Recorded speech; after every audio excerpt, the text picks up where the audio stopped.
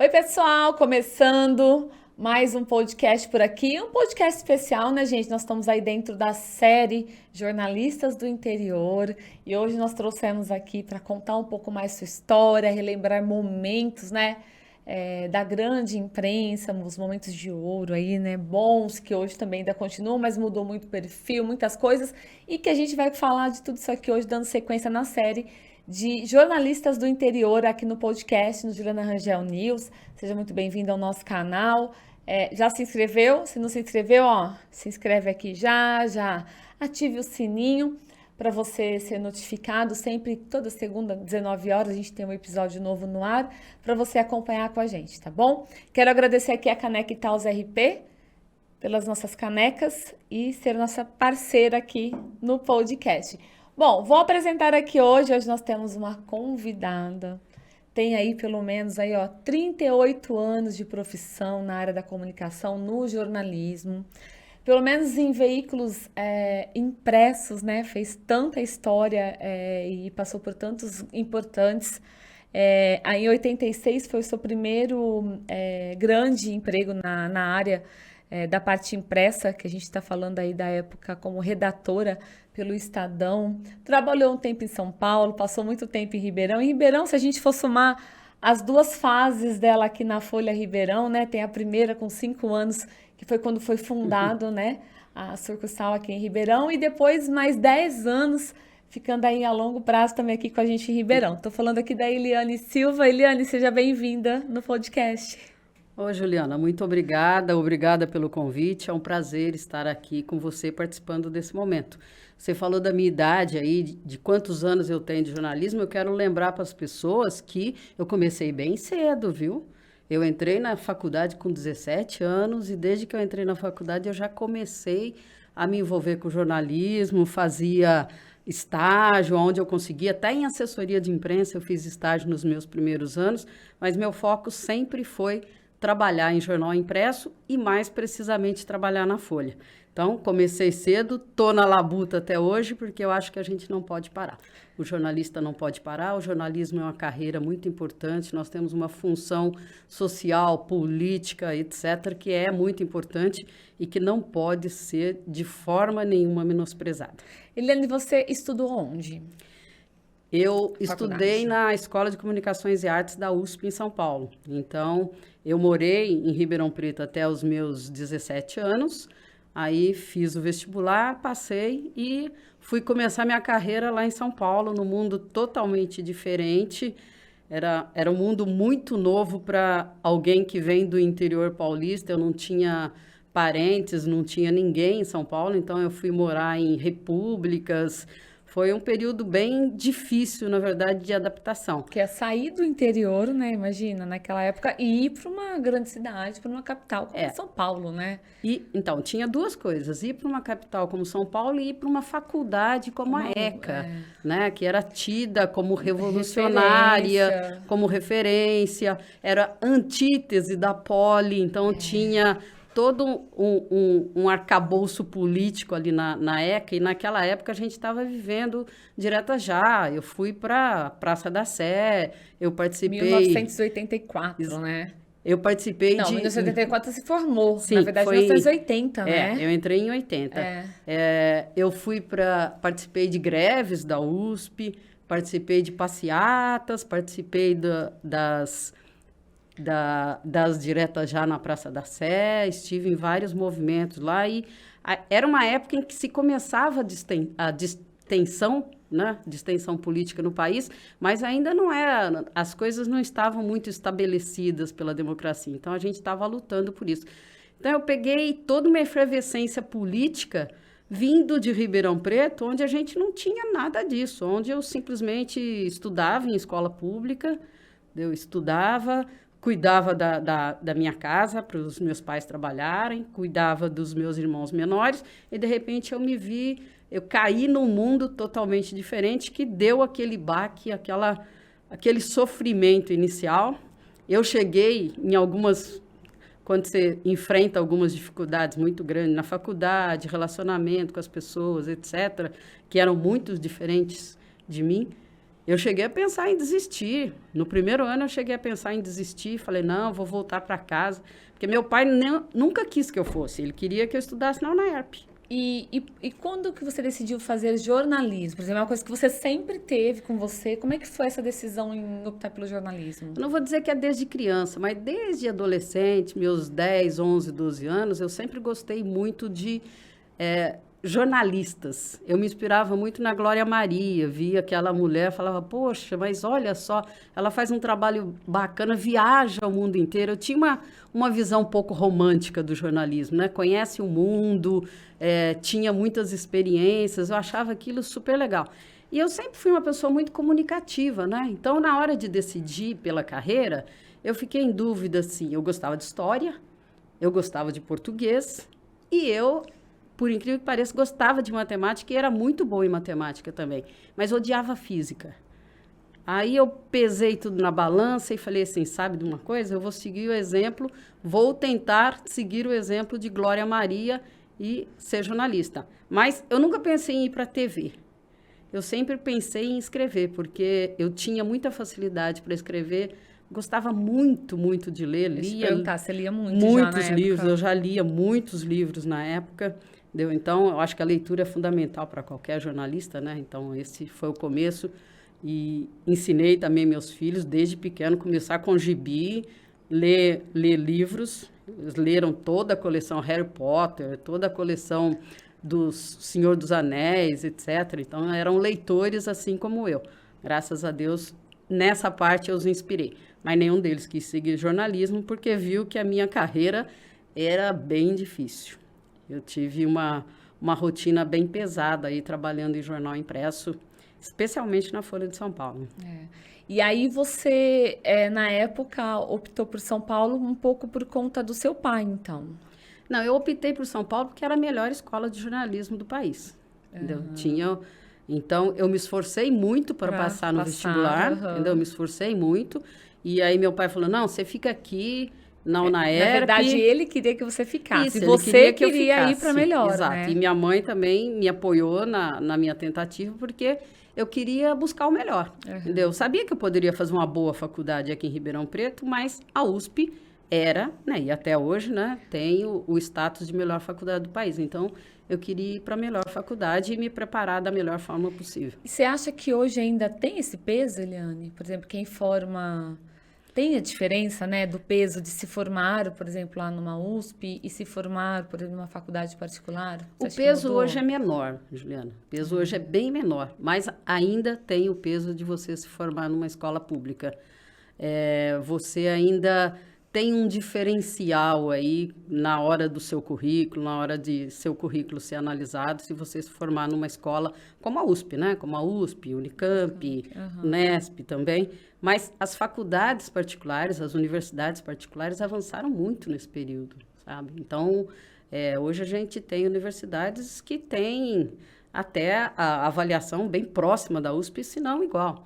Então, na hora de escolher, hoje, talvez eu pensasse diferente, mas melhor, acho que não pensaria diferente, não. A experiência de sair de casa, sair da barra da saia da mãe e do pai, de viver sozinha, de me fazer independente numa cidade grande como São Paulo, eu acho que foi muito enriquecedora também para a minha profissão. Para mim, pessoalmente, e também para a minha profissão. Então, às vezes eu pensava assim, poxa, eu estou na maior cidade do país, eu estou vivendo aqui, eu estou conseguindo me virar, estou conseguindo estudar, estou conseguindo trabalhar na maior cidade do país. Isso tem um peso. E aí, na faculdade, você tinha aquela coisa do estudante, do sonho da grande imprensa, o teu sonho era a Folha, nessa época já. Você sempre pensava em trabalhar na Folha? Então, meu pai adorava o Notícias Populares, que era um jornal da Folha de São Paulo, né? Que era um jornal menor, pertencente, jornal popular, pertencente à Folha de São Paulo e tal, mas eu sempre falava para meu pai que o NP, né, como a gente chamava, o NP, se espremesse, saía sangue, porque era um jornal, na verdade, popularesco, tal, com foco em crimes, né, sexo e algumas matérias de saúde, né? Então, era esse o foco do jornal naquela época. Já a Folha, não. A Folha, ela já estava se credenciando como o melhor jornal do país. Então, era um jornal que apoiava as diretas já, apoiou as diretas já, teve seus vários problemas também políticos, mas era um jornal que, para mim, parecia o jornal mais avançado do país. E eu cheguei a assistir algumas palestras com jornalistas da Folha, na época de faculdade, e o próprio Otávio Frias Filho, e foi aí que eu decidi que o meu lugar era a Folha de São Paulo. Eu tinha que trabalhar, eu tinha que me formar e tinha que me capacitar para trabalhar na Folha. E foram 2 anos tentando, depois que eu me formei. E nisso mas, por exemplo, quando você se formou, você não foi atuar imediatamente na área, porque você foi 2 anos depois como redatora do Estadão. Eu atuei na área, só que eu atuei na área, eu arrumei um trabalho, eu fazia um jornal de bairro, chamava Aqui Ó, lembrando a música do Gil, né? Aqui Ó, sou da freguesia do Ó. Era um jornal da freguesia do Ó, era um jornal ligado a um deputado estadual que tinha sua base política na freguesia e eu era assessora desse deputado para fazer esse jornal. Então eu fui levada para a Assembleia Legislativa pela minha professora, tá? Então, fazendo estágio, comecei lá fazendo estágio e aí fiquei 2 anos fazendo esse jornal, que foi uma experiência também muito interessante para mim, porque eu fazia pauta, reportagem, foto, diagramação e ia acompanhar o processamento na gráfica. Então, eu só não entregava o jornal. Você de tudo um pouco, na verdade, que foi enriquecedora aí para sua carreira. Exato, eu só não entregava o jornal, mas eu tinha toda a experiência de A a Z aí do jornal, um jornal impresso que era mensal, que era um jornal no formato tabloide, mais 16 páginas, e eu trabalhava sozinha no jornal e fazia tudo isso com muito amor e me sentia grande fazendo aquele jornal. E nesse meio tempo, você fazia as tentativas para ter uma vaga na Folha. Sim, alguns colegas meus já estavam na Folha, né? Então, eu já tinha alguns parâmetros lá, uns colegas de faculdade já estavam na Folha, eu tinha alguns parâmetros dentro da própria redação, né? Então, eu tentei por 2 anos, enquanto fazia esse jornal, eu já estava tentando. A Folha tinha uma política de contratação que perdurou por muitos anos, que tinha análise de currículo, tinha um questionário imenso que você tinha que fazer se o seu currículo fosse aprovado. Então, você tinha que ir até lá, preencher um questionário imenso, dizendo por que você queria trabalhar lá e mostrando se você sabia, se você conhecia quem eram essas e aquelas pessoas. Era uma coisa muito desgastante, na verdade. As pessoas entravam para fazer aquele questionário e muitos até desistiam no meio, porque era muito exigente, muito exigente. E eu cheguei a fazer isso 2 vezes só, na segunda vez eu já entrei. Então, para cada vaga, eles abriam um concurso para escolher as pessoas. Então, para cada vaga, eram escolhidas 10 pessoas para ir fazer o tal questionário, 3 passavam para o sistema de entrevistas com os editores, e 1 era escolhido. Entendeu? Então, tentei. Era muito rigoroso. Era bem rigoroso, bem rigoroso. E, na verdade, isso a gente trouxe para cá também. Na Folha Ribeirão era o mesmo processo de contratação, continuou até os últimos dias. Até o final. Exatamente, até os últimos dias da Folha foi esse rigor na contratação de pessoas. Então, não adiantava você ter alguém para te indicar, você tinha que passar por todo o processo e passar com louvor no processo para poder ser contratado. Né? Porque era um jornalista de todas as regiões. Exatamente, do país inteiro. Todo mundo queria trabalhar ali. Aí, quando eu me inscrevi para trabalhar no Estadão, já fui escolhida, eu era redatora. Aí depois passei a ser repórter, também trabalhava tanto para o Estado quanto para o Jornal da Tarde e fazia algumas matérias, era bem, bem divertido, mas assim que a Folha me chamou, que eu passei num processo seletivo da Folha para trabalhar como contratada, eu já disse ao Estadão, tchau, estou indo atrás do meu sonho. E aí, você estava no Estadão há quanto tempo? Eu fiquei 1 ano no Estadão. E aí, desse 1 ano, já surgiu a oportunidade da Folha. Isso. Aliás, em setembro, outubro, eu entrei no Estadão em janeiro, em setembro já troquei o Estadão pela Folha. E nunca me arrependi. No início você não entrou diretamente na Folha, você entrou no jornal o Notícias. Não, Não, foi direto pra Folha já. fui direto para a Folha. Eu fui trabalhar na editoria que eu queria, inclusive, que era esporte. Porque eu só me candidatava para a editoria de esportes. Eu era assim... Você gostava da área de esporte? Continuo gostando até hoje. Eu gostava muito de futebol. Botafogo é o meu time, aliás. Né? Grande Botafogo. Então, era assim... Eu gostava de futebol, de ir ao campo. Isso foi uma paixão passada pelo meu pai. A gente ia no campo, no Santa Cruz, assistir os jogos. Zé Mário, Sócrates, vi muitos jogos. Sofri, chorei muito com esse time. E me alegrei também com as conquistas e tal. Era uma coisa apaixonante para mim. E no esporte, então eu queria trabalhar inicialmente por causa do futebol. Nossa, mas e naquela época não era tanto mulher fazendo não esporte, né? tinha. Eliane? Eu fui a segunda mulher da editoria de esportes. Cheguei Gente, lá, não tinha uma tinha repórter homem, que fazia, né? com licença, uma repórter que fazia vôlei. E aí você entrou pra fazer esporte. Aí eu entrei em esportes e, diferentemente do que eu pensava, eu não fui fazer futebol. Eu fiz poucas vezes futebol e foram algumas experiências até interessantes. Mas eu fazia vôlei, basquete, surf, fiz vários esportes e depois me especializei em tênis. Então, desde aquela época, eu não jogava tênis, não entendia nada de tênis, mas comecei a fazer matérias de tênis na época de Ivan Lendl, de Luiz Mata e Cássio Mota no Brasil e tal. Comecei a participar de torneios, sempre para cobrir, né? Ia para Itaparica, ia para vários locais do país, Rio de Janeiro, cobrindo torneios de tênis e me apaixonei por esse esporte. Aí eu fiquei especialista em tênis. Mas a minha participação como repórter no esporte durou muito pouco, porque logo me puxaram para ser editora. Eu fui editora de fechamento. Então, Isso com quanto tempo de Folha? 1 ano e meio eu era editora de fechamento.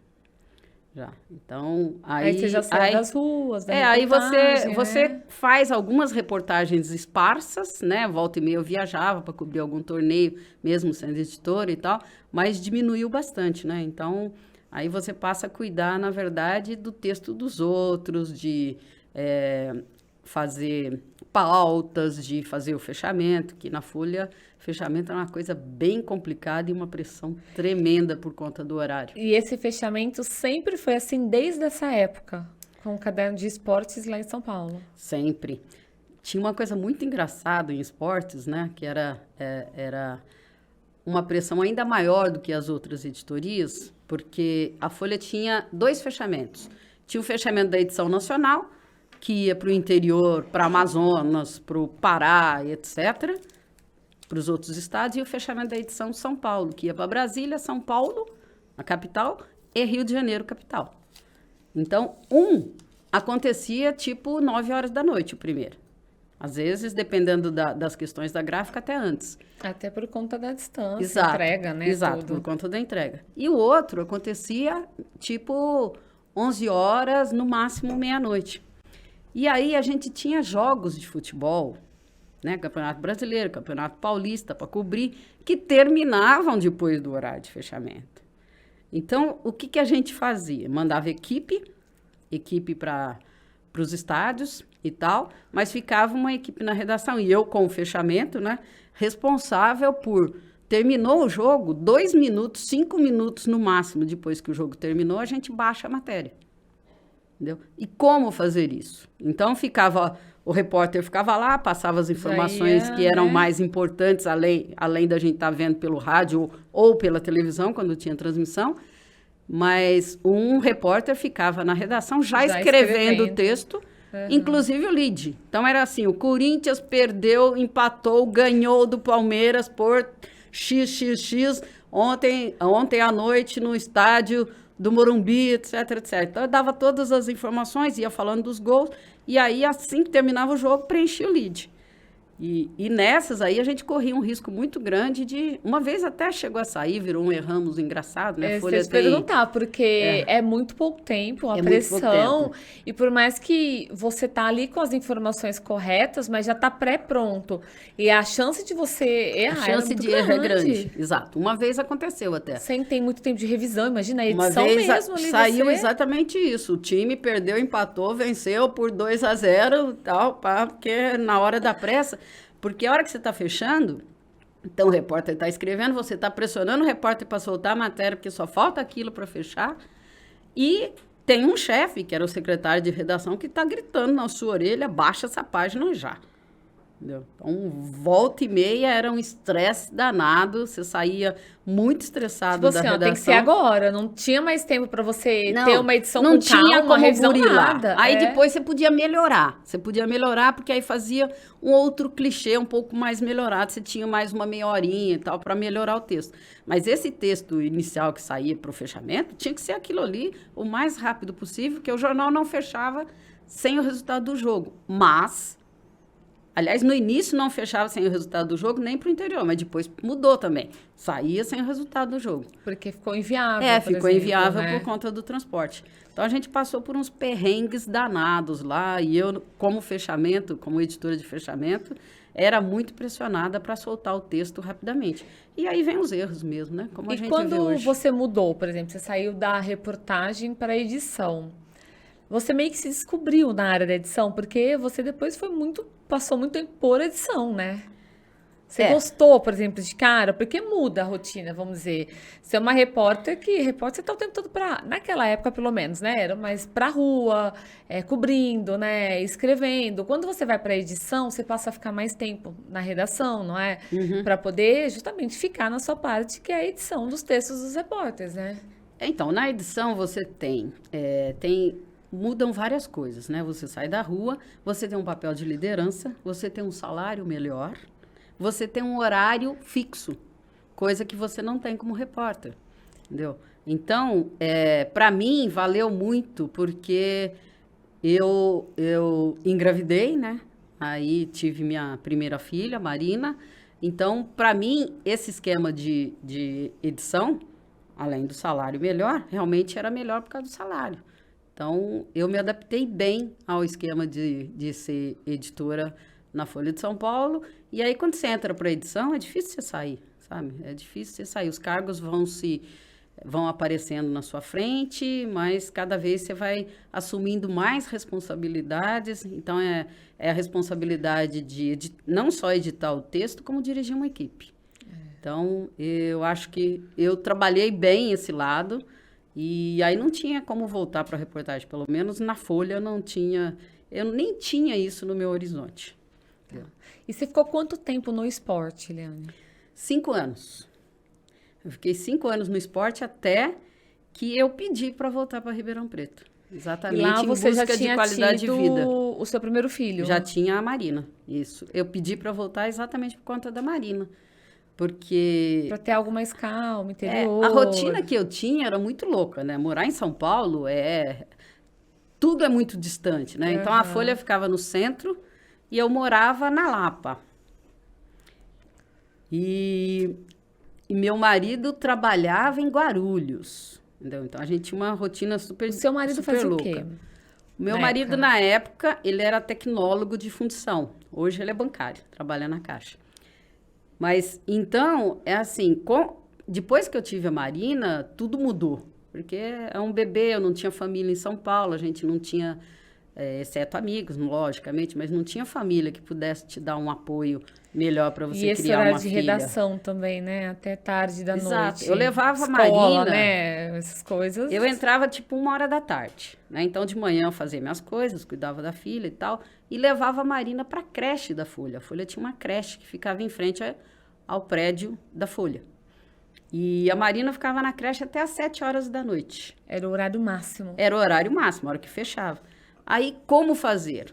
Eu tinha duas opções. Não ajudava tanto, né? Hã? Não ajudava, porque a maioria ficava para o fechamento, né? Difícil sair antes das 7 do jornal impresso. Eu saía 11, 11h30, meia-noite, às vezes até mais. Mas qual era a opção?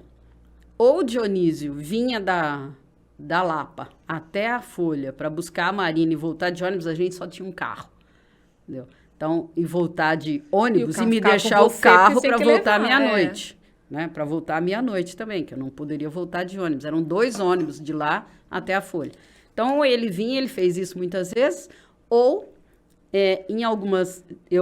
Numa época, eu contratei uma babá, que era da creche, e ela ficava na recepção da Folha, cuidando da Marina até eu sair.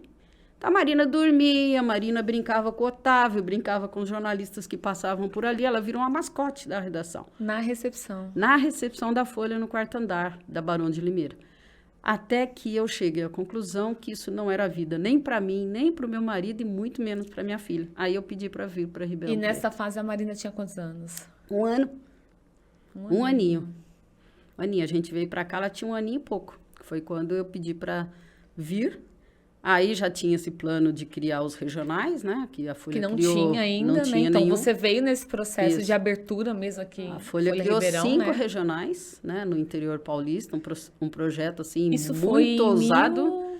A Folha inaugurou em 1990, aqui, dezembro de 1990. Então, eu vim para cá, eu vim antes, né? Que a gente fez toda a seleção de pessoal para contratar. Foi uma revolução quando a Folha chegou, porque a Folha chegou pagando o piso salarial de São Paulo, coisa que era inimaginável aqui. A Folha chegou com equipamento de primeira, entendeu? E a nossa equipe inicial tinha 14 pessoas. 14 era uma redação enorme, num prédio maravilhoso ali no Sumaré. Então, era tudo de primeira, assim, o projeto era muito audacioso. E os repórteres que na época passaram pela seleção vieram de todos os cantos. Sim, a gente contratou gente de Brasília, de Minas, de vários locais e alguns também de Ribeirão Preto. Mas ele eram 14 pessoas? 14 pessoas, porque aí eu tô contando o fotógrafo, tinha um fotógrafo, a gente tinha uma diagramadora, nós éramos em 3 editores e os repórteres. Então, a gente tinha repórteres para todas as áreas. Tinha uma pessoa escalada só para fazer o painel da Folha sempre foi muito importante. Que você também escreveu por muitos anos. Sim, também, né? a gente tinha o painel aqui, então a gente tinha um repórter que era escalado só para fazer o painel, que era, na verdade, o cartão de visitas do jornal, né? E o jornal chegou com essa proposta grandiosa, inclusive para publicidade, porque era até muito comum nos jornais do interior a venda casada de matérias, né? E a Folha totalmente contra essa prática, né? Então, chegou aqui, eu briguei muitas vezes com o nosso próprio diretor comercial, quando ele adentrava a redação, querendo que a gente fizesse matéria de tal empresa, porque tal empresa estava comprando uma página. E, assim, quem trabalha comigo disse que eu era muito brava. Eu acho que eu melhorei bastante, mas eu cheguei a colocar o diretor aos berros para fora da redação com umas propostas de venda casada de matérias. Então, na Folha isso era totalmente inadmissível. Então, mudou bastante, sabe? Veio com essa proposta e foi uma coisa muito legal. A seleção foi muito rigorosa, como era uma seleção da Folha. A equipe, né, de editores, a equipe de supervisores veio para Ribeirão. Eu lembro que até o Carlos Eduardo Lins da Silva, que era um grande major lá na Folha de São Paulo, veio para o processo de seleção. Então, a Folha levou muito a sério esse processo e a gente montou uma equipe que era muito boa. Muito e tinha conteúdo para todos os profissionais? Tinha trabalho, na verdade, assim, demanda na época? Por exemplo, sim, 3 editores, né? Tinha tudo isso de matérias? A gente cobria a região toda, né? Mas eram muitas páginas, então. Sim. Era um caderno grande que saía todo dia. Então, o caderno dependia da publicidade, né? Mas eram pelo menos, sem publicidade nenhuma, eram 6 páginas standard por dia. No domingo, isso dobrava. Aí era bem maior. Mas tinha, porque a gente cobria Franca, Araraquara, São Carlos, Barretos, todas as pequenas cidades da região, então a gente estava sempre buscando. Havia desafios, né? Volta e meia, algum maluco inventava uma coluna, algum maluco lá em São Paulo inventava uma coluna chamada Municípios, que era uma coisa que eram 15 pequenas cidades de cada região, e a gente tinha que ter, como por exemplo em Bitinga, a gente tinha que ter uma notícia que valesse a pena publicar na Folha de São Paulo dessa cidade todos os dias. E, ou seja, era uma matéria que ia para esse caderno do Municípios, não entrava na Folha Ribeirão. Não, era uma coluna chamada Municípios. Mas era dentro da Folha Ribeirão. Dentro da Folha Ribeirão, exato. Tá. Então tinha essa coluna todo dia, inclusive Na sábado verdade, tinha e que domingo. ter uma notícia menorzinha, mas de cada cidade, uma dessas 15 notícia cidades. menor de cada uma das cidades. Então, e que valesse a pena estar sendo Como é que publicada vocês na Folha apuravam Ribeirão. na época? Porque na época ainda não era Telefone. internet, né? Exatamente. Ai, como seria... Não é hoje tão fácil, Como né? seria fácil hoje. Mas na época era assim, a gente apurava por telefone e tinha correspondente nas principais cidades. Então, eu tinha correspondente em Franca, em São Carlos, em Araraquara, em Barretos. Nas Então, grandes, nas né? grandes cidades, mas as pequenas? eles também eram responsáveis por mapear a região deles. Então, muitas vezes, eu me lembro que essa coluna Municípios deu tanto trabalho que muitas vezes eu derrubava a nota que o repórter fazia umas 5 vezes. Não, isso não serve, quero outra. Porque tinha que ter uma notícia. Tinha que mas ter uma às vezes notícia. ela não tinha tanta relevância para ser publicada. Tinha que ter uma notícia e com relevância para ser publicada, entendeu? Então, E se não tinha nada, o como é que roubo de uma galinha, por exemplo, não era notícia para ser publicado na Folha, entendeu? Então tinha que ter notícia. E a Folha sempre Mas foi muito essa rigorosa coluna, nisso, né, sim, Eliane, essa em termos coluna de- formou profissionais muito bons, como hoje nós temos Roberto de Oliveira, que dirige as revistas da Folha. Ele começou aqui, era um repórter, era um jornalista que estava se formando na UNAERP, entrou para a Folha como estagiário, começou fazendo esse Municípios e foi sendo burilado e transformado num ótimo repórter, se tornou realmente um ótimo repórter. E está aí hoje, até hoje, ele já deve ter os seus 30 anos de Folha de São Paulo. Tá. E aí você ficou 5 anos nessa primeira fase, aqui na Folha Ribeirão.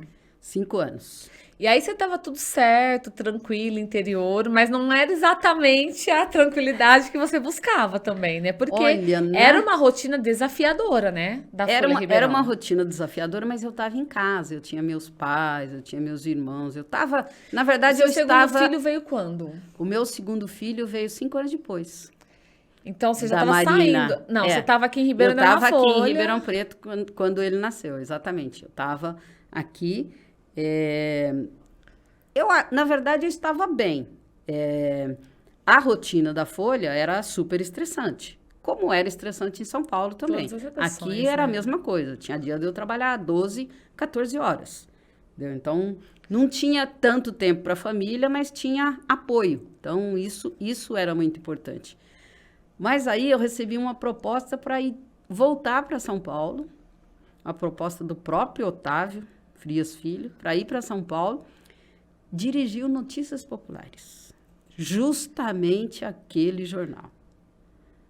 E foi uma coisa que me marcou muito, porque era justamente o jornal do meu pai, e naquela época fazia 1 ano que meu pai tinha morrido. Meu pai morreu muito cedo, né, com 55 anos, de infarto, e isso me marcou muito. Aí, quando eu recebi a proposta para ir dirigir o NP, eu falei assim, meu Deus, o jornal que sai sangue. Mas o Otávio queria dar uma mudança. Que não era tanto seu perfil, né? Não era, mas o Otávio queria fazer uma mudança no espírito do NP. Tirar, assim, o jornal era tido como um jornal, além de sair sangue, isso aí tudo bem, mas era um jornal que inventava notícias. Não é que inventava, ele dava uma forçadinha, entendeu? E eu fui para lá justamente com Era a um pouco função... sensacionalista. Era bem sensacionalista. Eu fui para lá com o objetivo dado pelo Otávio de mudar isso, de ser um jornal popular, fazer um jornal popular realmente, mas um jornal popular que só publicasse... Então, o slogan do jornal passou assim, notícias populares, nada mais que a verdade. Então, o jornal era o jornal da... Pra tirar essa imagem Exato. que já não era muito legal para o jornal na época. Era o jornal lembrado pela loira do banheiro, o ET, sabe, o menino diabo. Então, era assim, na verdade, assim, nas faculdades, ele sempre foi tratado assim como um case, né? Era um super case. Então, a gente tinha esse objetivo de dar uma mudada nisso, de fazer... Porque o Otávio tinha digamos assim, a palavra seria assim, ele tinha um pouco de vergonha de a Folha de São Paulo ser associada a Notícias Populares. Tanto que, alguns anos depois, ele Mas na época cansou e fechou. Mas era um jornal que vendia muito bem, né? Sim, por conta desse sensacionalismo que eles faziam, né? Por isso ele se manteve. O jornal vendia muito bem, né? Ele praticamente não tinha assinante, então era venda em banca. E na minha gestão, a gente fez a edição que mais vendeu na história do NP, que foi a Morte dos Mamonas. Quando eu estava lá de volta, então, trabalhando já como editora, eu me lembro que era um sábado, domingo de manhã me ligaram, eu não estava trabalhando, estava de folga, meu assistente ligou e falou, Eliane, caiu um aviãozinho pequeno na Serra da Cantareira e parece que eram os Mamonas. Os Mamonas estavam no auge do sucesso e tal, eles tinham acabado de voltar dos Estados Unidos, onde foram fazer uma turnê, então estavam vendendo feito água. E era exatamente do público do NP, né? Falei, meu Deus do céu. Bom, já fui direto para a redação. As nossas edições de domingo, geralmente, que eram as mais fracas, saíam com 50 mil exemplares, 55 mil. Nós fizemos 250 mil exemplares da Morte dos Mamonas. E vendeu tudo. E vendeu tudo, não sobrou nem por arquivo. Na verdade, houve um contrabando de exemplares desta primeira edição, que foi a Morte dos Mamonas. Mas por quê? A gente tinha uma equipe que trabalhava à noite. Só o NP tinha repórter e fotógrafo que trabalhava na madrugada. Inclusive, a gente dizia que o repórter ele era amarelo, porque ele não pegava sol. Ele só ficava lá ficava à madrugada. Por conta das matérias factuais da madrugada, até porque era o perfil do jornal, ele né? ficava correndo distritos policiais a noite inteira, ele e o fotógrafo. Entendeu? Lembro até hoje o nome dele, Hélio. O Hélio só corria distritos policiais em busca de crimes e notícias policiais. E naquele dia, ele chegou na Serra da Cantareira, porque tinha o radinho da polícia, aquelas coisas todas. Ele chegou na Serra da Cantareira antes dos bombeiros. Ele e o fotógrafo. Então, a gente tinha todas as imagens da tragédia. A gente tinha a exclusividade da tragédia. A registrar ali. Exato, antes dos bombeiros. Isso foi, assim, uma catarse para o jornal, porque tinha as melhores imagens, tinha a história e a banda era uma das bandas mais famosas da época. E na época ele foi um dos primeiros que ele ficou sabendo, até por conta de correr aí, eu acredito, os distritos, né? Ele corria os distritos e tinha as fontes dele, e tinha um radinho da polícia que acompanhava as notícias de polícia e bombeiro, etc. e tal. As emergências, né? Que toda a redação a gente tinha na época. Não podia ter, mas a gente tinha, né? É verdade. Tinha que ouvir, não tinha jeito. Tinha que ouvir. Então, graças ao fato do NP ter chegado primeiro na Serra, então a gente tinha todas as fotos. E a hora que eu fui fazer edição, eu tinha um mosaico de fotos que era impressionante, era assustador. E eu ainda escolhi... Mas eram fotos muito fortes ou não? Muito fortes. Que não dava para publicar, por exemplo. Eram muito fortes. Era uma perna destroçada, era um corpo que você não sabia de quem era. Eram fortíssimas. Eu fiz uma edição publicando as menos piores. Mas mesmo assim, elas eram muito fortes. Tanto que eu fui chamada a atenção pelo Otávio. Depois, quando ele viu a edição, ele ficou escandalizado. Falei, mas Otávio, a gente tinha prioridade, nós tínhamos tudo, a gente ia perder a chance de publicar isso. E a gente ficou durante 2 semanas com o assunto do Mamonas bombando no NP. Entendeu? O NP nunca vendeu tanto quanto na época dos Mamonas. E por conta dessa exclusividade, e foram feitas várias matérias, várias suítes. Era o momento. Era o momento de fazer aquilo. Na verdade, assim, eu lembro que os meus assistentes queriam que a gente publicasse as piores fotos. Mais ainda do que você já tinha selecionado. Falei, não, de jeito nenhum. Pelo amor de Deus, essas fotos, ninguém pode ver isso, porque eram muito chocantes. E foi uma morte, foram mortes muito chocantes, né? Morreu a banda toda.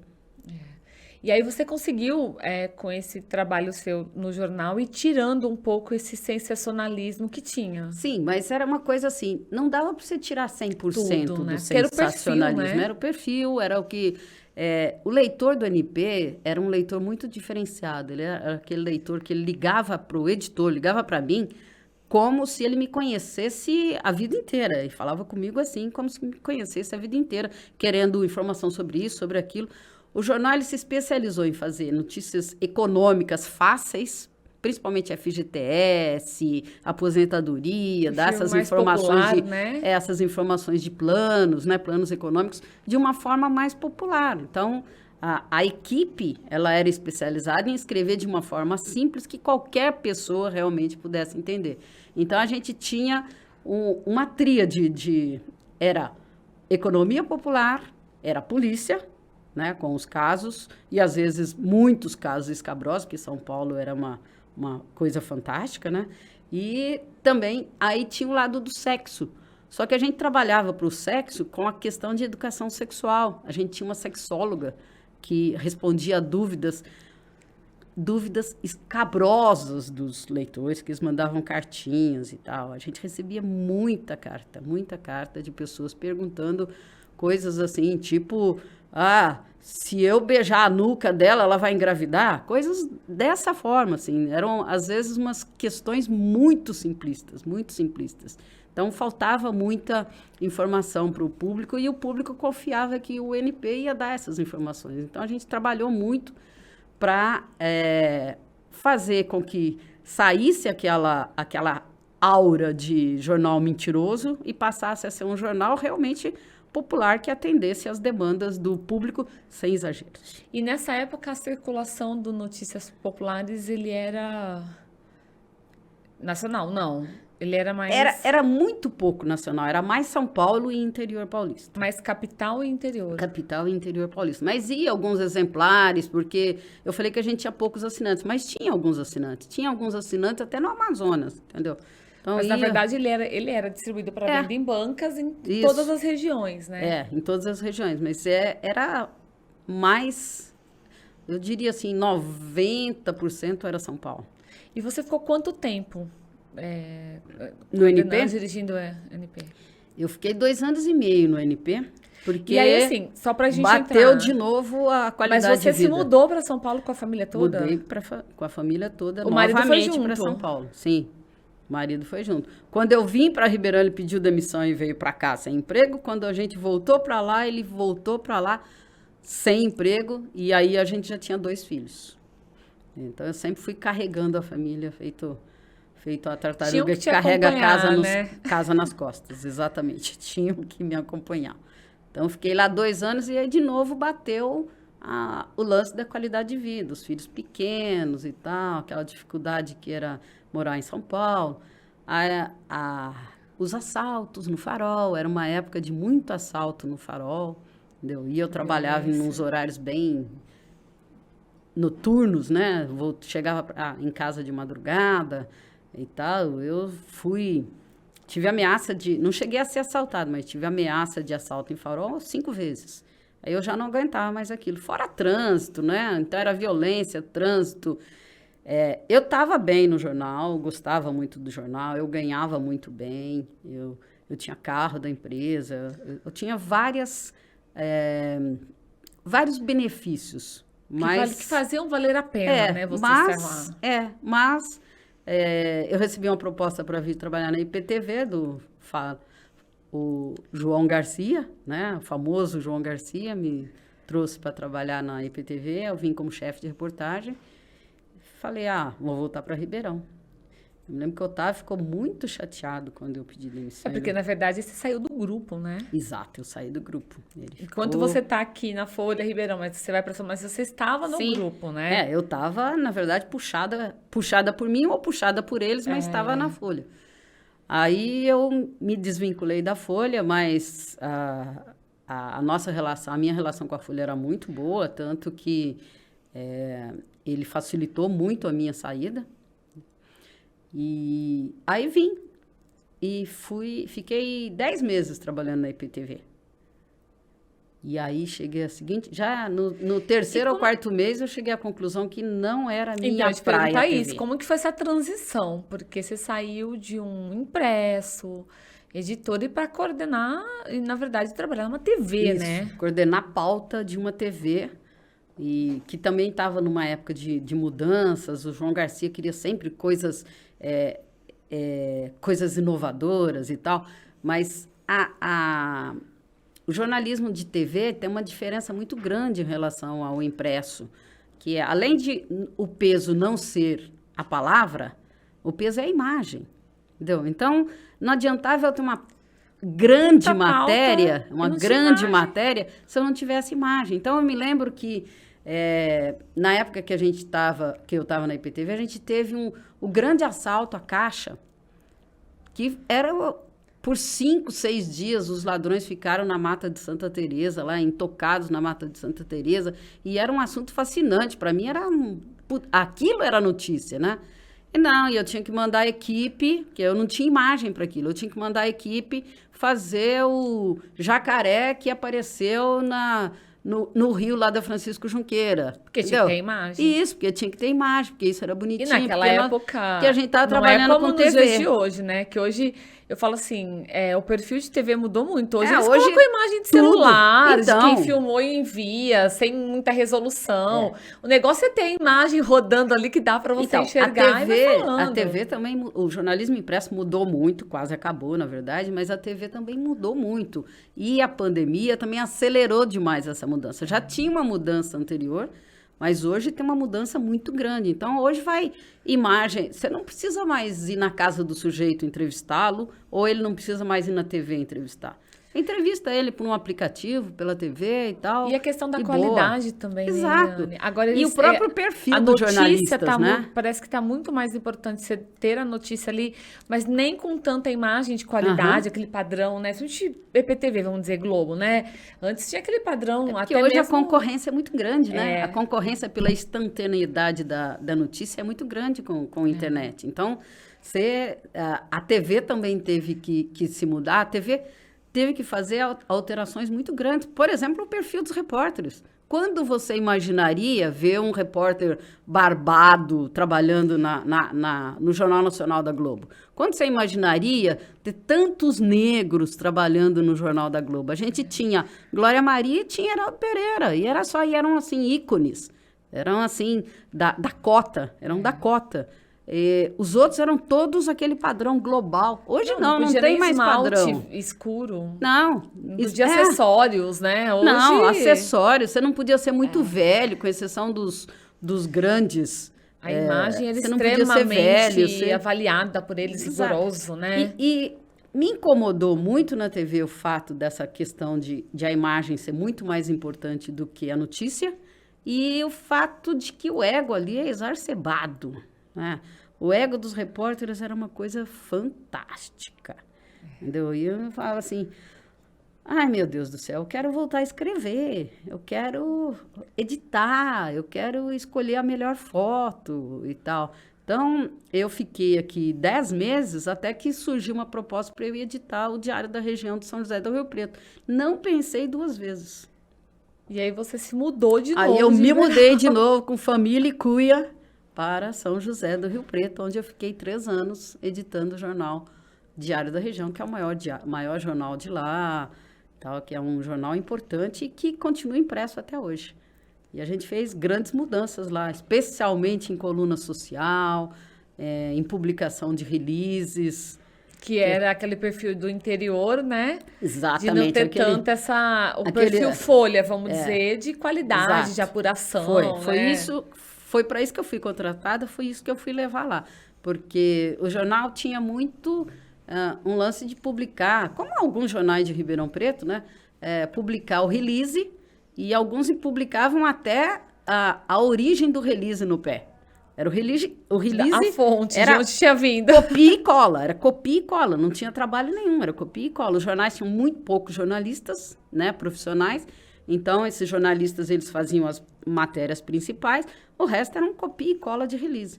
Então, esse foi uma das coisas que eu levei para Rio Preto para acabar com isso. Vamos fazer jornalismo de verdade. E como é que você conseguiu, por exemplo, mudar? Porque se tinha uma equipe reduzida, quando você tem que realmente fazer a apuração correta, a produção é uma demanda muito maior, né? Eu nunca trabalhei com equipe reduzida, na verdade.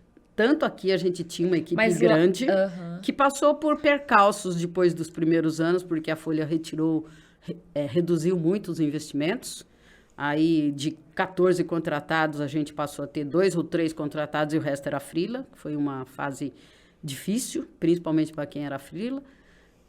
Mas as equipes sempre não eram pequenas. Lá em Rio Preto também a equipe não era pequena. Mas então só era mal direcionada. Dava para fazer. Eu cheguei lá e também lá eu implantei o esquema Folha, né? Esquema Folha de horários de trabalho, muitos horários, de qualidade na apuração, etc, etc. De mudança na coluna social, como a gente mudou a coluna social aqui em Ribeirão Preto. Entendeu? Coluna social não era mais aquela coisinha assim, Quem eu tá sou casando, amigo, quem tá casando. Não, é. a coluna social também tinha que ter notícias da sociedade, logicamente, talvez até de empresas, etc., mas tinha que ter notícia. Então, quando eu cheguei em Rio Preto, foi uma revolução, porque tinha 2 colunistas lá, especializados em fazer as coluninhas deles, escrever daquele jeitinho engraçadinho e sem notícia nenhuma, nada que valesse a pena, na minha opinião, publicar.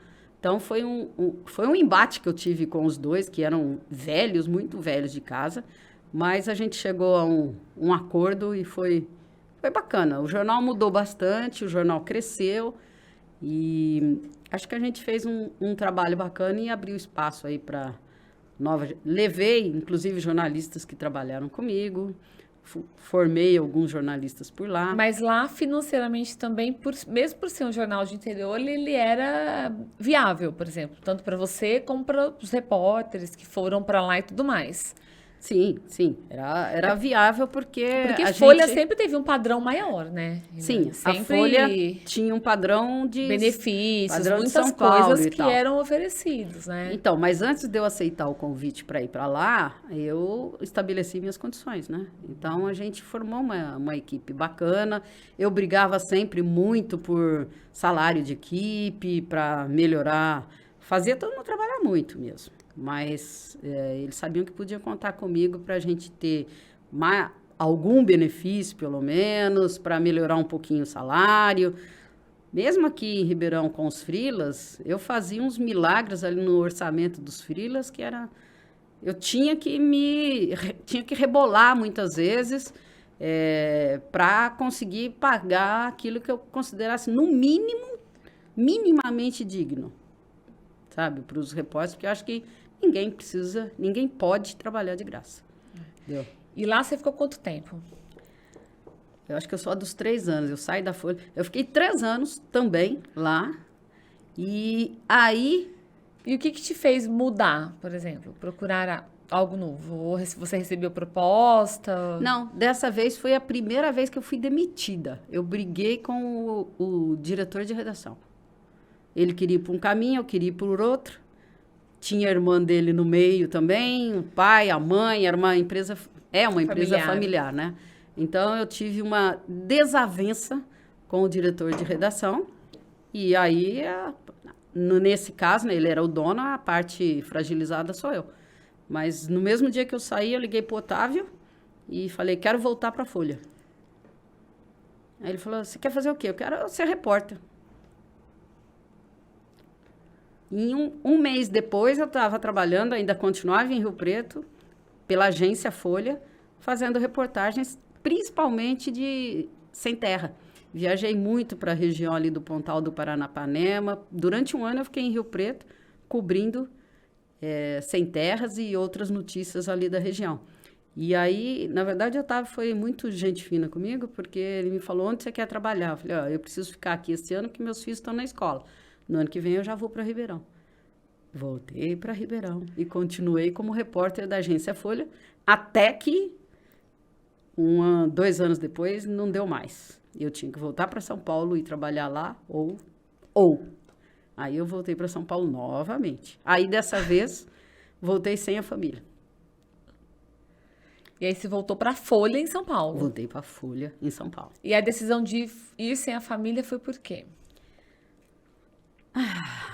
Eu já tinha carregado muito eles, né? Vocês estavam maiores também, já né? Os estavam filhos. um pouco maiores, exatamente. Já tinham os seus amigos, já tinham estrutura e tal. E para mim, assim, eu fui para São Paulo desta última vez. Aliás, foi a penúltima, que teve uma outra última. Porque eu fiquei sem opção. Eu queria continuar em Ribeirão, mas não tinha o que fazer como repórter em Ribeirão com o salário que eu ganhava. Era menor e menos trabalho, vamos dizer assim, com um salário menor. Não, aqui eu ganhava bem mais pelo que eu fazia do que um repórter normal. Entendeu? Eu estava um ponto acima porque eu era editora, eu vim e tal, eu tinha já uma história na Folha, né? Então, eles me... E a Folha valorizava muito isso na Sim. época, né, Eliana? Eles... Você tinha a sua trajetória, você não era uma repórter iniciante, né? Não. Ou seja, tinha um diferencial ali de salário e tudo mais, né? Então, eles me convenceram que eu era mais necessária lá do que aqui. Entendeu? Então, eu fui para São Paulo, eu fui ser editora da Folha, da Agência Folha, lá em São Paulo. Trabalhar como editora da Agência Folha, comandar repórteres no país inteiro, aqueles repórteres que faziam matérias como correspondentes. Uhum. Fiquei um bom tempo lá, até que eu soube que estava ocorrendo uma mudança aqui na Folha Ribeirão, pedi para voltar de novo. Então, olha, nessas idas e vindas, quantas idas e vindas, pedi para voltar para Ribeirão de novo.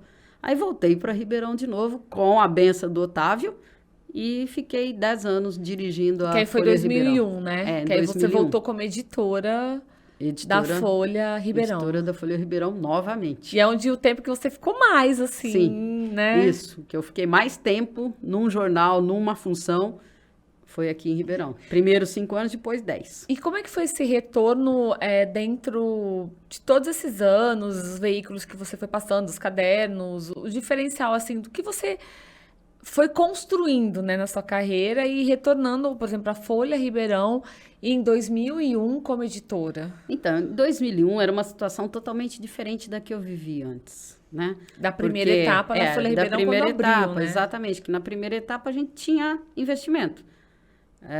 Quando eu voltei, eu acho que só tinha Folha Campinas ainda. As outras 3 tinha aberto já tinham 5, né? Ou seja, aberto. das 5 ficaram 2. Duas, Ribeirão exatamente. e Campinas. Então, só sobrou Ribeirão, porque Ribeirão era uma praça que se pagava comercialmente, né?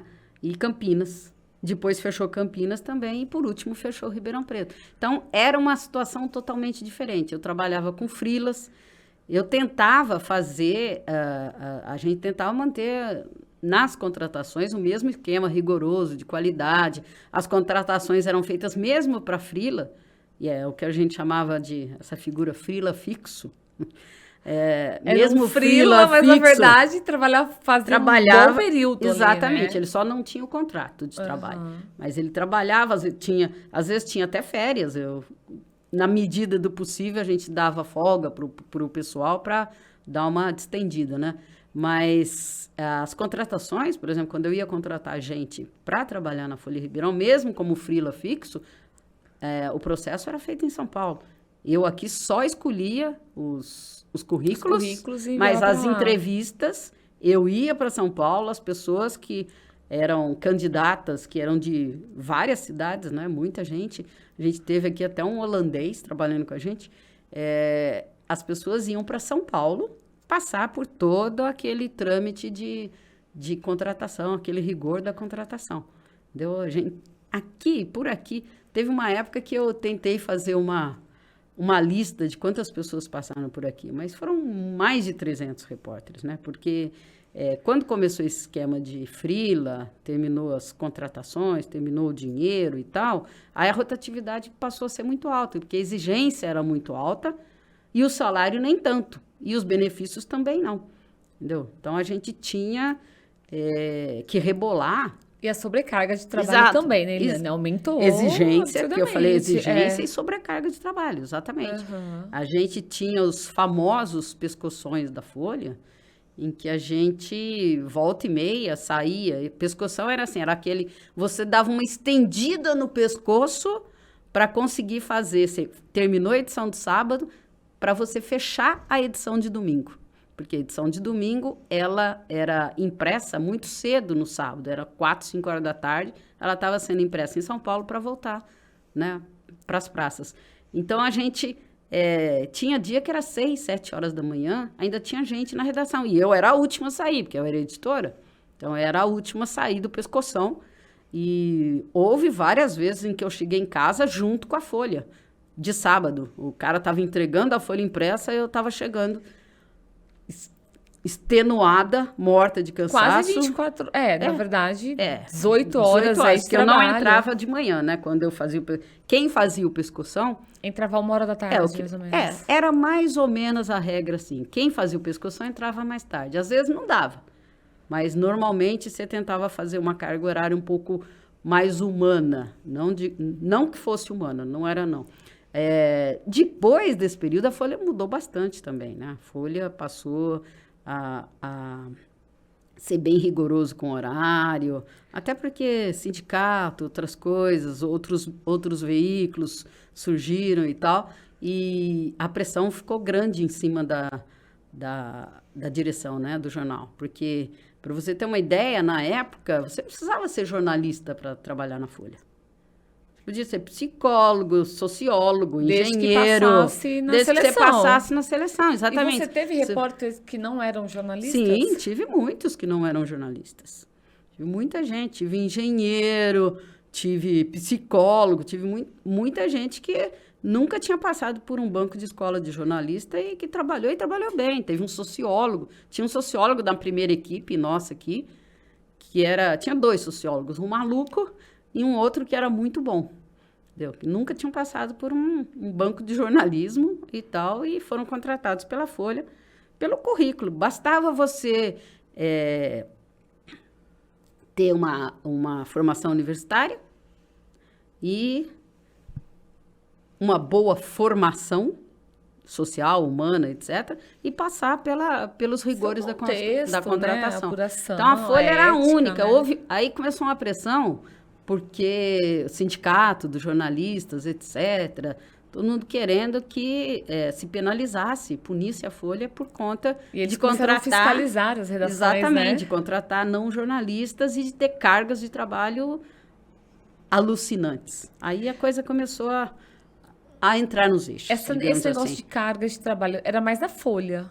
Ou as outras redações de outros jornais também, que você tem conhecimento, seguiam então, um pouco? Era mais da Folha, mas em todas as redações que eu fui trabalhar, né, que eu fui, como eu disse, já fui para Rio Preto, fui também trabalhar... Notícias era da Folha, né, mas fui trabalhar também em Franca, depois que eu saí da Folha aqui, fui trabalhar no comércio da Franca. Em todas a carga era pesada, não tão pesada quanto na Folha. Quanto à Folha... Tem um colega nosso, inclusive aqui de Ribeirão, que ele dizia que a Folha não era nem o inferno, era o purgatório, que era pior do que o inferno. Isso porque ele trabalhou com a gente 2, 3 vezes, assim, e já não aguentava mais. E isso era necessário para a qualidade do jornal, Eliane? Assim, hoje que você olha tudo que... Olha, hoje fazendo um retrospecto, eu não vou dizer que vou jogar fora isso aí, né? Mas eu acho que podia ter sido um pouco maneirado. Podia ter sido um pouco maneirado, sim. Acho que eram as exigências da época, Então, etc. eu ia te perguntar, mas, por exemplo, vinha muita pressão de São Paulo também, né? Sim, a gente tinha muita pressão, não só por horário de fechamento, como por qualidade, como por 0 erro, muita coisa. Todos os repórteres tinham uma avaliação mensal. Né? Então, você tinha uma avaliação que ali contava. Se você tivesse erramos, se você tivesse problemas disciplinares, se você tivesse erros de apuração, mesmo aqueles que não foram publicados no jornal e tal. Enfim, tudo isso contava para a sua avaliação. E valia demissão, por exemplo? Até demissão, mas a avaliação, você com uma má avaliação, você não ascendia na carreira, né? Isso quer dizer que você não ganhava mais. Então, tinha gente que passava um bom tempo. E a Folha nunca foi, assim, muito de preservar. Se considerava, né, principalmente lá em São Paulo, se considerava que o profissional não atendia os requisitos, era demissão. Não era como os veículos do interior, em que os empregos eram quase eternos, né? Isso é mais maleável, né? Os empregos eram quase eternos, né? Quando eu cheguei na TV, os empregos ali eram quase eternos. Mudou rapidamente, mas eram quase eternos. Então, a Folha não tinha isso, não. Prezava demais a qualidade, o rigor e o enquadramento do repórter na política do jornal. A Folha Ribeirão, ela fechou quando? Eu saí da Folha em Ribeirão em 2011. Se não me engano, ela fechou em 2013. Ou seja, você pegou um período aí que você acompanhou toda essa mudança do mercado impresso, né? Principalmente da Folha para os interiores, as regionais e tudo mais. Sim, como eu tinha muitos contatos e tal, né? Mesmo depois de sair da Folha, eu sempre estava presente na Folha, né? Sempre tinha muitas informações e aí, enquanto eu estava na Folha, essa mudança não ocorreu. Mas ela já tinha começado. Aí, quando eu estava fora da Folha, a Folha se encaixou nas 7 horas de trabalho, na cobrança dos órgãos de fiscalização, etc. A gente tinha uma coisa na Folha que a gente chamava banco de horas. Para você ter uma ideia, quando eu saí da Folha, eu tinha um banco de horas de 6 meses. Eu recebi, além de tudo que eu tinha para receber, eu recebi 6 meses de salário a mais. Porque eu tinha 6 meses de folgas, que nunca folgas eram acumuladas. Não tinha tempo para compensar, né? Quando você fazia um pescoção, por exemplo, você ficava 12 horas, 13 horas, 11 horas, era muito além das 7. Então, você já contava uma folga acumulada. Você não recebia em dinheiro, então ia para o banco de horas. Não, você tirava essas folgas nas férias. Então, as minhas férias nunca foram de 30 dias. Eu tive férias de 2 meses. E tanto eu, os outros repórteres também. Então, dependia do número de folgas acumuladas que você tinha, você podia tirar tantos dias a mais de férias. Isso, claro, combinado com o editor, combinado com a direção. Então, tinha esse esquema. Então, você tinha os problemas, mas você também tinha os benefícios aí, assim, digamos, entre aspas. E essa questão de redação mais rígida, né? No sentido de cobrança, de pressão. Na época, assim, você acha que criou uma imagem sua, que você comentou, eu era conhecida na redação como brava. Criou. Então, essa coisa da exigência, né? Criou essa imagem mais... Criou uma imagem de que eu sou muito brava, entendeu? E muita gente até hoje acha isso. Eu acho que não. Eu acho que eu não sou tão brava assim, mas eu sempre fui muito exigente. Muito exigente com quem trabalhava comigo e mais exigente ainda comigo mesmo. Entendeu? Então, às vezes, eu podia ficar 2 horas burilando um texto para ele ficar de acordo. E muitas vezes entrevistando o repórter. Falta isso, falta aquilo outro. Olha, não está redondo aqui, não está redondo ali. Então, eu realmente exigia muito dos outros e exigia muito de mim. Isso acho que passou essa imagem. E o fato de eu ter contratado e demitido também muita gente, também fez essa minha imagem de rigor, de Eliane Brava, de Eliane Carrasca. Mas também tem aqueles que me acham legal. Pergunte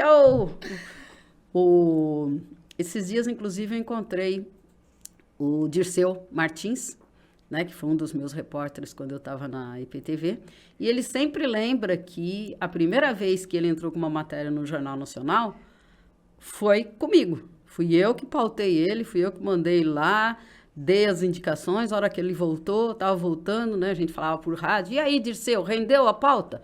Eu falei, não sei, sendo irônico. Na verdade, era uma matéria sobre trabalho infantil, ele pegou crianças de 12 anos, 13 anos trabalhando na lavoura, era uma puta matéria. E aí ele entrou ele era novinho, bem novinho ainda, e rivalizava com outros repórteres da IPTV para entrar no jornal, né? E ele achava que ia entrar no jornal, no jornal Hoje, né? No SPTV, no Hoje e tal, em São Paulo, esse era o foco deles, né? Além de sair aqui, de mostrar a sua imagem, de ascender na carreira na Globo mesmo, né? E ele até me contou que ele ficou muito decepcionado, que a família toda ficou assistindo a primeira matéria dele, que ia entrar no jornal Hoje, e não passou a matéria. E a matéria estava redonda, a matéria era ótima e tal. Surpresa, a matéria foi para o Jornal Nacional, que era o ápice, melhor. né? Era o ápice. Para o repórter, né? Então, Imagina. assim, se perguntar para o Dirceu Martins, por exemplo, se eu sou muito brava, ele vai dizer que eu sou quase a editora favorita dele, dos velhos tempos. Mas também era uma escola, né, Eliane, também. Uma escola no sentido assim, óbvio, tinha a experiência dos repórteres, mas, cara, pelo menos é o que eu lembro, né? Você trabalhou na Folha, olha... Sim, então, tinha muito essa história, assim, se você é resiliente de continuar trabalhando na Folha, você trabalha em qualquer veículo. As pessoas me diziam muito isso. Eu me lembro uma vez, bom, a gente teve vários casos, mas eu me lembro um caso que ficou muito marcado na minha cabeça, de uma repórter que a gente contratou, que eu contratei de Campinas. A menina veio trabalhar em Ribeirão, fez tinha uma excelente avaliação, um bom currículo e tal, era uma menina nova, tal, opa, vamos formar mais um aqui.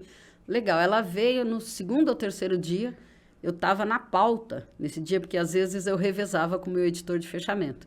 Então, eu estava na pauta nesse dia, eu pautei ela para ir fazer alguma matéria e tal, e assim, tipo, a pauta, o repórter saía pautado tipo 9, 8 horas da manhã, e a gente tinha que mandar, então isso eram exigências do processo da Folha, a gente tinha que mandar até 1 hora um consolidado das matérias para São Paulo. Que não quer dizer que não podiam mudar, mas era a sua previsão de o que seria a capa, o que seria o abre da página 3, né? Não sei o quê, como você estava imaginando a edição.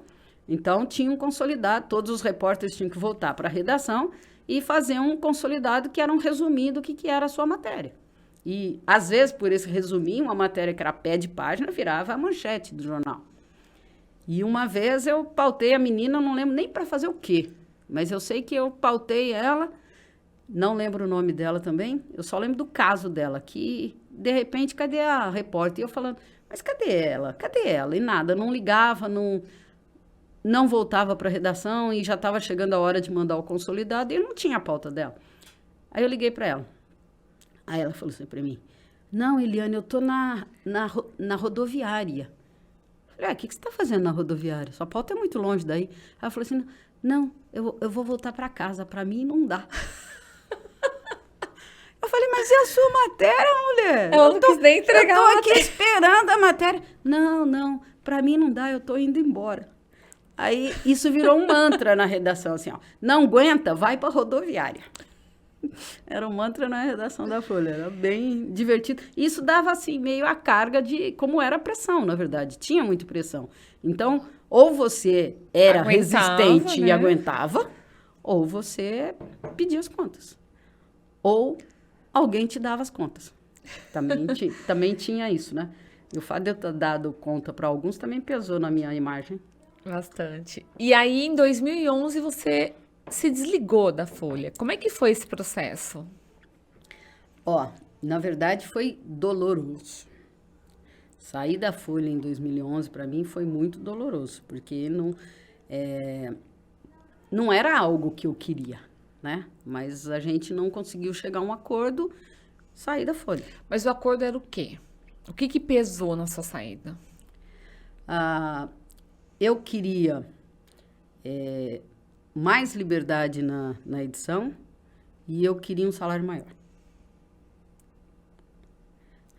E meu editor considerou que, na verdade, eu imagino, né? Na verdade, ele nunca falou comigo, considerou que eu tinha tempo demais ali e a Folha já estava começando um processo de expurgo dos velhos jornalistas. Tanto que eu fui seguir, já tinha alguns que tinham saído, velhos amigos meus de redação lá de São Paulo, e esse processo foi acelerando, né? Então, ficaram muito poucos jornalistas mais antigos de casa, porque tinha um salário maior também, né? E não inicialmente, foi só na Folha, né? A Folha, todos os grandes a Folha veículos. fazia uma coisa que a gente chamava, todo ano praticamente a gente tinha isso, uma coisa que chamava passaralho, que era assim, chegar no final do ano, que era a época do dissídio, que aumenta, né?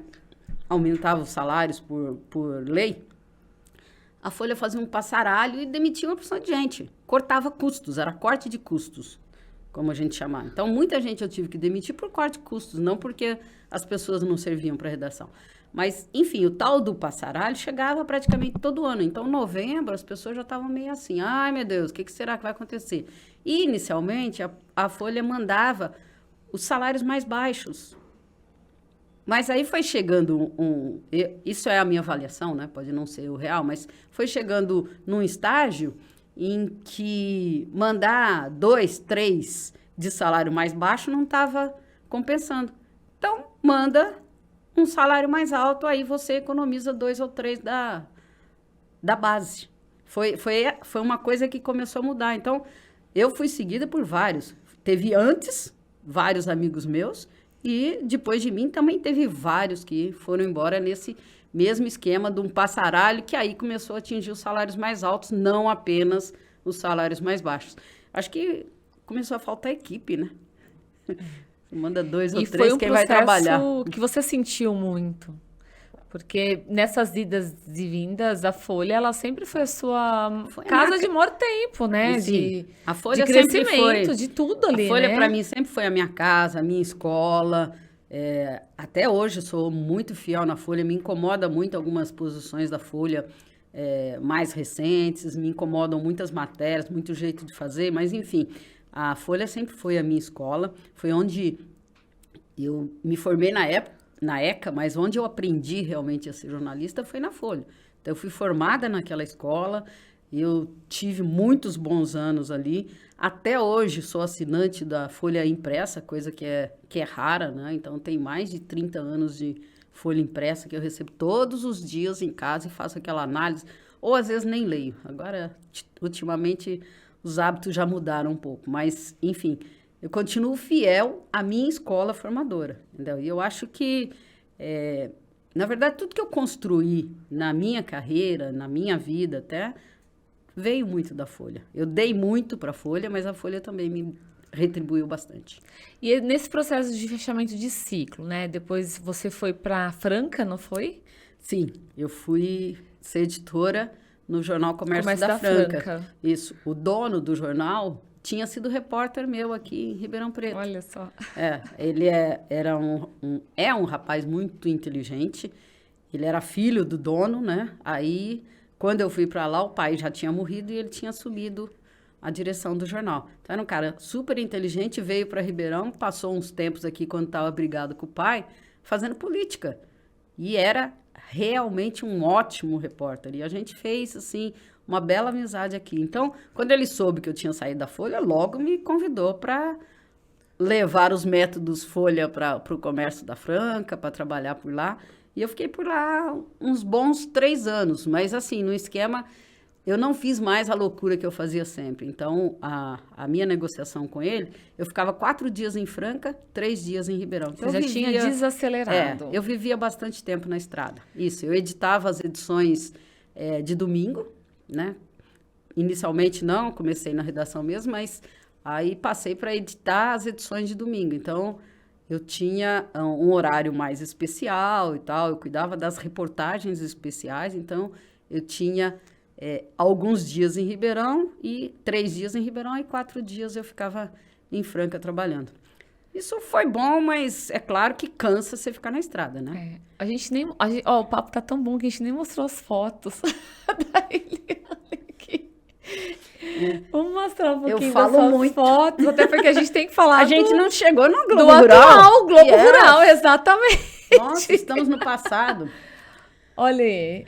Olha, eu tinha apenas 30 anos nessa época. Olha lá. Editora-chefe da Folha Nordeste. A Folha chamava inicialmente Folha Nordeste. Ela mudou para a Folha Ribeirão uns 2, 3 anos depois, quando se concluiu que Folha Ribeirão é o nome mais apropriado.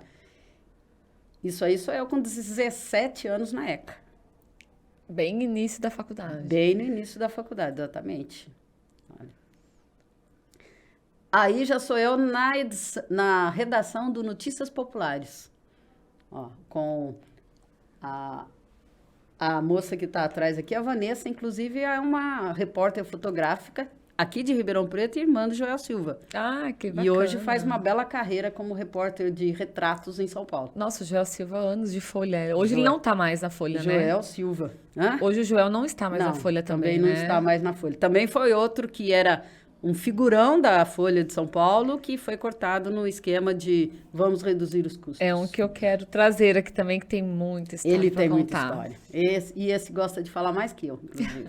Aí já é... Aí é uma capa que eu fiz da Globo Rural, né? Faço várias capas. Essa daí é uma capa que eu fiz lá em Ilhéus sobre os produtores novos de cacau, né? Depois da praga da vassoura da bruxa, os produtores novos de cacau investindo em qualidade aí Como é das que amêndoas. surgiu a oportunidade da Globo Rural, Eliane? E assim, e você foi trabalhar numa área bem mais específica, né? Então, eu tinha feito, nas minhas passagens aqui por Ribeirão Preto antes, eu tinha feito algumas matérias de agro para um caderno que a Folha tinha que chamava Agrofolha, que era dirigido pelo meu amigo Bruno Blecher. Né? Então, eu fiz várias matérias para ele, inclusive uma matéria sobre, não sei se você se lembra, quando entrou no auge carne de avestruz. O povo trouxe muita avestruz para o Brasil e disse que ia ser uma carne gourmet, fantástica, que ia ganhar o mundo, ia ganhar o país, etc. Foi uma onda pequena. E eu fiz várias matérias. Teve uma matéria que eu fiz sobre esse assunto, inclusive, que eu montei numa avestruz. Foi impressionante. E trouxe para casa um ovo de avestruz, que é um negócio desse tamanho.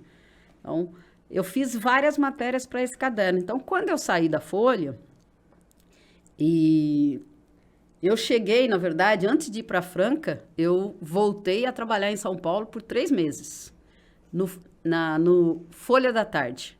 Chamava que era um terceiro jornal da Folha, né? A Folha tinha 3 jornais e o Folha da Tarde era um jornal que eu já tinha trabalhado, já tinha feito algumas coisas para eles lá, e o editor me chamou, falou, não, você não pode sair da Folha de jeito nenhum, você vai vir trabalhar comigo. Eu fui para São Paulo, mas aí eu fui e falei assim, não, São Paulo não é mais para mim, pedi demissão em 3 meses. Fui ser editora de cidades lá e desisti rapidamente, foi aí depois que eu fui para Franca. Mas aí a minha entrada para Globo Rural aconteceu depois que eu deixei Franca, depois que eu fui editar também em um jornal chamado Folha da Manhã, em Araçatuba. Entendeu? Então, eu estava sempre nesse lance de editar jornais, de dirigir equipes, ainda continuava nessa... Recebi vários convites para jornais do interior aqui, e você vai avaliando o que vale a pena você sair da sua casa, pelo salário que você vai ganhar, etc., pelo estresse que você vai ter, né? Porque eu já tinha decidido que família ficava. Você já estava nesse processo mais de avaliação agora, sim, óbvio, sim. de pesar o que realmente Exato. valeria a pena ou não, né? Exatamente, o que ia valer a pena, e estava no processo de não vou submeter minha família mais a loucuras. Então, não fiz isso. Aí o Bruno, quando eu saí, eu estava sem praticamente emprego, estava fazendo freelas, tinha feito freela de assessoria, minha única atividade em assessoria, que foi para a Feira do Livro.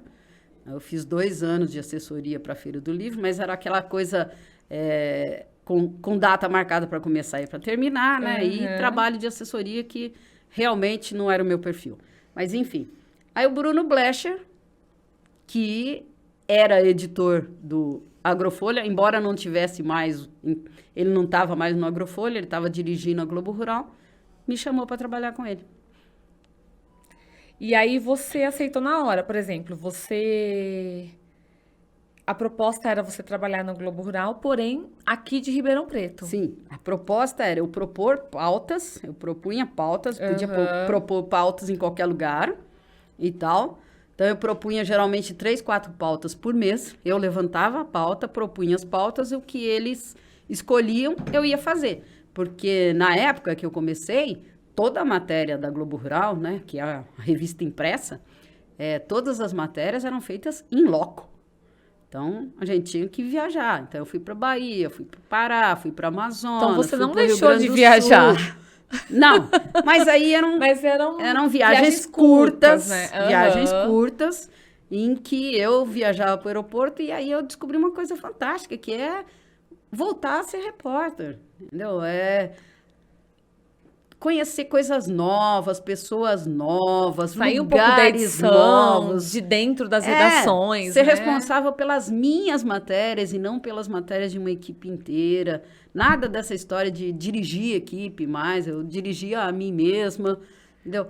Isso foi uma descoberta, assim, bem grande para mim e muito prazerosa, porque é uma mudança bem radical e é muito legal. Você participa da história, tem né? uma foto aí. Então, isso aí é Rio Grande do Sul. Eu estava cobrindo um rally de pecuária. Um frio danado, passei um frio danado naquele Bagé, lá na ponta do Rio Grande do Sul. E muito você, legal. E tem um prêmio que você... Isso aí já é o Pará, ó. Eu tô numa balsa, saindo de Belém, para ir para as comunidades lá, fazer matéria sobre açaí. E a sua matéria Bioeconomia na Amazônia fez você conquistar aí o grande prêmio CNH de jornalismo. Sim, essa foi um grande morango, assim, uma cereja no bolo, porque eu já gostava muito do que eu fazia. Esse é o mais recente, né? Esse que é o prêmio da ABAG passada. da semana passada, que foi categoria revista, para matéria sobre recuperação de setores de flores, o mais impactado pela pandemia da Covid-19. Exatamente, esse aí foi bem surpreendente. Uhum. Esse é o prêmio CNH de jornalismo, que foi muito legal lá no Rio Grande do Sul também, a premiação foi, eu estava concorrendo com gente muito boa, e eu ganhei o prêmio da categoria agronegócio e depois ganhei o grande prêmio CNH também. Então, saí de lá com 2 prêmios e um sorrisão lindo aí. Porque, na verdade, é o seguinte, durante a minha carreira, vários repórteres ganharam, inclusive a Rita Magalhães, né, que foi uma das repórteres que eu formei, e que é minha prima. A Rita Magalhães ganhou um prêmio ESSO, com uma matéria sensacional. Eu estive no Rio de Janeiro junto com ela, aplaudindo e vendo aquilo. Foi uma emoção imensa a hora que anunciaram o nome dela como vencedora da categoria do prêmio ESSO.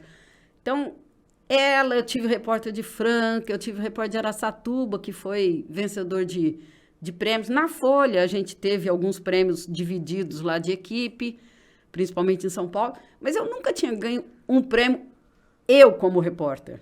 Entendeu? Porque, na verdade, então, essa foi a diferença. Por reportagem não foi muito tempo, né? Uhum. Você se dedicou mais à sua carreira à edição, né? Direção, tudo mais. E depois dos 50 ganhar prêmios de repórter, eu achei, foi maravilhoso. E hoje há 7 anos, né? Você está no Globo Rural. 7 Essas anos. viagens continuam. Diminuiu muito na pandemia, né? Como eu te disse, a gente começou a fazer muita matéria por telefone, por aplicativos. Mas por conta da pandemia. Por conta da pandemia, por aplicativos. Mas como todo na vida, todas as empresas, na verdade, descobriram que isso é uma boa forma de economia, é uma boa forma de você, inclusive novas formas de trabalho, né? E que deram certo, é uma forma prática, né, de trabalhar. E eu passei reuniões online. Reunião online. Eu passei também a trabalhar. Quando eu comecei, eu trabalhava só para a revista impressa. Então, fazia 1, 2 matérias por mês. Era uma carga de trabalho bem mais tranquila. Mas eu passei também, com o aumento do portal, do site e a valorização, né, das matérias de internet, eu passei a trabalhar também para o site. Então, hoje eu sou colaboradora fixa. Eu sou aquilo que eu contratava nos primeiros anos, aí depois dos primeiros anos de Folha. Um freela fixo. E freela fixo e exclusivo, porque você não tem tempo de trabalhar para mais ninguém. Isso, eu te perguntar agora. O ritmo na Globo Rural não se compara, óbvio, com a Folha. Nada se compara ao purgatório, como dizia o meu amigo repórter. Nada se compara ao purgatório da Folha. Mas é um ritmo também corrido, né? Por exemplo, você tá aqui, mas igual você comentou, você tem pelo menos uma matéria por dia para o portal, tem as matérias especiais que são bem mais trabalhadas, tanto para o portal quanto também para a revista. Sim, sim, continua. O ritmo ainda é mais forte, não tanto quanto na Folha, Você mas trabalha na agora sua é um casa ritmo hoje, diário. né? Trabalho na minha casa, viajo às vezes, mas estou... Amanhã, por exemplo, vou para São Paulo, a gente vai ter a premiação lá dos melhores do agro, que anualmente a Globo Rural elege as melhores empresas do agro, né?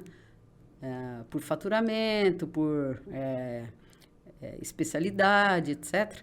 E amanhã a entrega desses prêmios, depois de 2 anos de pandemia, a entrega volta a ser presencial. Então, amanhã estaremos lá cobrindo o prêmio Melhores do Agro em São Paulo. Então, é assim, a carga de trabalho é muito menor, mas muitas vezes o prazer é bem maior, entendeu? Eu trabalho muito, continuo trabalhando muito, mas o ritmo sou eu que imponho, praticamente. Algumas vezes eu estendo o meu horário porque eu preciso entregar alguma coisa. Adiantar também, né? Adiantar pra não a ficar muito matéria. puxado por outro dia, né? Finalização. Sim, quando você tem matéria para fechar da revista e tem matéria... você não para de fazer matéria para o portal. Você tem matéria para fechar para a revista, matéria para o portal. Então, você tem que trabalhar nas duas frentes e ir administrando seu dia. Mas realmente é muito mais tranquilo. Eliane, nesses 38 anos de carreira, Tudo isso, sim. se você pudesse voltar no tempo e mudar alguma coisa assim que você fez ou deixou de fazer, o que que você mudaria? Olha, mudar alguma coisa. Acho que talvez eu não teria voltado para São Paulo pela 3ª vez. Eu teria investido mais numa carreira em jornais, em meios de Ribeirão Preto mesmo, que é a minha cidade, que é onde está a minha história, onde está a minha família. Mas, na verdade, assim, essa pergunta ninguém nunca me fez. Costumo não me arrepender das coisas. Eu costumo me arrepender se eu não faço. Mas eu sempre tive esse mantra na minha vida. Olha, tem uma coisa, é um desafio, vamos lá, vamos fazer. Depois, se não der certo, a gente recua. Mas eu não quero me arrepender de não ter tentado. E você nunca se arrependeu de ter trabalhado tanto? Não, nunca me arrependi de ter trabalhado tanto, De de ter me esforçado tanto, de ter feito a minha carreira. Na verdade, se eu disser que eu tenho um arrependimento, é de ter passado pouco tempo com os meus filhos pequenos. Entendeu? Eu tentei, logicamente, né, sempre ser uma mãe muito presente, mas muitas vezes eu estava fora da festinha da escola, estava fora da festa junina, porque eu estava trabalhando, eu não ia numa reunião. Meu marido sempre me cobriu nessas ocasiões, mas eu senti um pouco de falta, e as crianças crescem muito rápido, né? Hoje meu filho é advogado, mora em São Paulo, trabalha em São Paulo. Minha filha é arquiteta, mora em Berlim, trabalha em Berlim, e eu sinto saudade deles, porque eles, como eu, saíram de casa com 17 anos também para fazer faculdade e nunca mais voltaram. Entendeu? E os 17 anos, assim, até eles fazerem 17 anos, eu acho que eu fiquei muito pouco tempo com eles. Porque era entendeu? o seu momento do trabalho. Era o meu né? momento do trabalho, era o meu momento de E carreira. agora eles estão no momento deles da carreira. Sim, agora né? eles não precisam da mamãe. Isso tem um arrependimento, é isso. Passei pouco tempo vendo os meus filhos crescerem. Verdade. Talvez eu devesse ter trabalhado um pouco menos para acompanhar um pouco mais a vida deles. Eliane, obrigada pela sua participação, por compartilhar com a gente, né, um pouco da sua história, deixar registrado aqui, para que muitas pessoas que não conheçam agora toda a sua vejam que eu trajetória. não sou tão brava, tá vendo? Eu até sorrio, volto. Fez até umas brincadeiras, Eu até sorrio viu, de vez gente? em quando. A Eliane joga vôlei aqui em Ribeirão. A Eliane tem a turma, tá tudo certo, A né, Eliane Eliane? joga tênis Joga também. tênis Ou tenta. também. A Eliane tenta jogar tênis, digamos assim. Melhor isso. Mas eu agradeço aí o convite. Agradeço o papo. Na verdade, falei muito. Achei que eu ia falar bem pouquinho, mas falei muito. Mas rendeu bastante, acho que Eu acho que muito... tem bastante história aí. Você pode editar o que não valeu. Não, vai então... tudo pro ar. Oh, A gente não meu Deus edita do nada. céu. Expus minha vida toda profissional aqui. Mas valeu a bacana. pena. Foi muito bom. Obrigada, viu? Ó, quero te presentear com a caneca. Opa! Que é uma lembrança da participação aqui no podcast. Esse que é muito especial, porque é a primeira série de jornalistas do interior que a gente está lançando agora durante todo o mês de dezembro. E é um oferecimento da Canectaus RP, que é a nossa parceira aqui. Muito obrigada. Obrigada pelo papo, pelo convite e por você ser tão legal, né? Porque a gente não chegou a trabalhar juntos, né? Mas... Olha, você sabe que eu tinha um sonho da Folha quando eu entrei no jornalismo impresso. Comecei no Tribuna, aí fui para o auge do jornal A Cidade, mas eu tinha um sonho da Folha, mas eu não consegui alcançar a Mas Folha. eu acompanhei sua carreira. Você era uma boa repórter de política e depois mudou para fazer social. Eu falei assim, gente, que virada! Mas você soube escolher bem suas batalhas. Parabéns. Estamos aí. Obrigada. Pessoal, vamos ficando por aqui. E, ó, até o próximo episódio.